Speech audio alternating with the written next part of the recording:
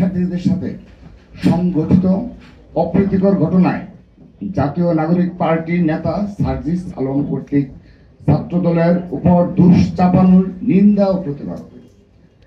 গত 5 মার্চ 2025 তারিখে জাতীয় নাগরিক পার্টির নেতা জনাব সার্জিস আলমের সাথে বেসরকারি বিশ্ববিদ্যালয়ের সাধারণ শিক্ষার্থীদের মধ্যে একটি অনাকাঙ্ক্ষিত ও অপ্রীতিকর ঘটনা ঘটেছে।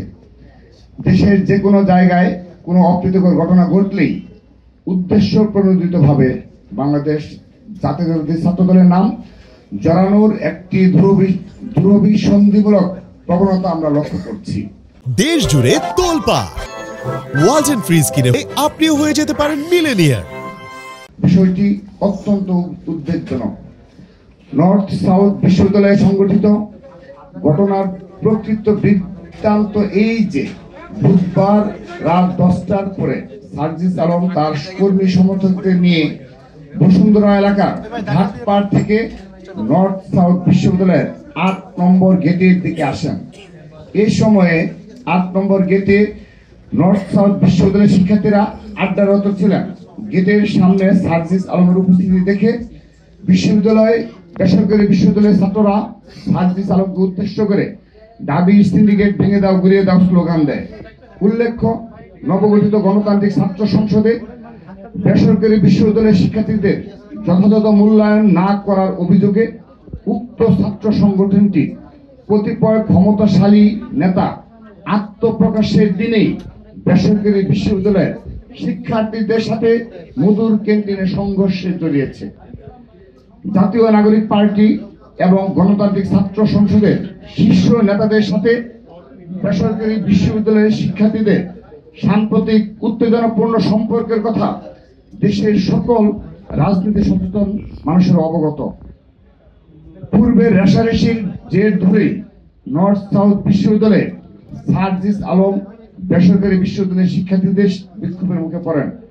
এ সময়ে সার্জিস আলমের সাথে নর্থ সাউথ বিশ্ববিদ্যালয়ের শিক্ষার্থীরা বাক বিতণ্ডায় জড়িয়ে পড়েন।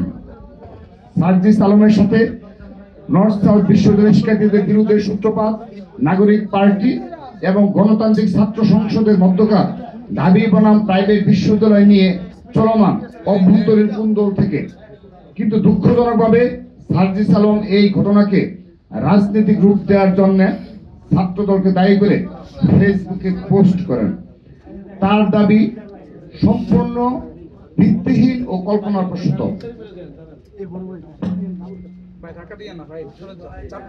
সার্জিস আলম তার পোস্টে নর্থ সাউথ বিশ্ববিদ্যালয়ের শিক্ষার্থীদের সন্ত্রাসী, দুষ্কৃতিকারী এবং টুকাই হিসাবে উল্লেখ করে নর্থ সাউথ বিশ্ববিদ্যালয় সহ দেশের সকল শিক্ষা প্রতিষ্ঠানের শিক্ষার্থীদের অপমান করেছেন।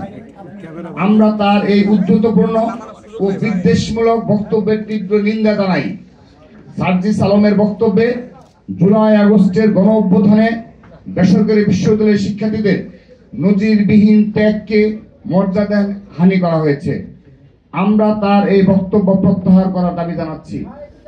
উল্লেখ্য, ঘটনাস্থলে বাংলাদেশ জাতীয়তাবাদী ছাত্রদলের কোন সাংগঠনিক কার্যক্রম ছিল না। সেদিন নর্থ সাউথ বিশ্ববিদ্যালয়ের ছাত্রদলের নেতাকর্মীরাও ঘটনাস্থলে ছিল না। সার্জিস আলমের সাথে ছাত্রদলের কোনো বিরোধ হয়নি। তবে উল্টো সার্জিস আলমের শোডাউনে নিষিদ্ধ ঘোষিত ছাত্রলীগের চিহ্নিত সন্ত্রাসী এবং জুলাই আগস্টের গণহত্যার আসামিদেরকে দেখা গেছে। এভাবে জাতীয় নাগরিক পার্টি ও তাদের ছাত্র সংগঠনে নিষিদ্ধ ছাত্রলীগের পুনর্বাসন নেতাকর্মীদের পুনর্বাসন হচ্ছে। আমরা নিষিদ্ধ সংগঠনের নেতাকর্মীদের পুনর্বাসনের নিন্দা জানাচ্ছি।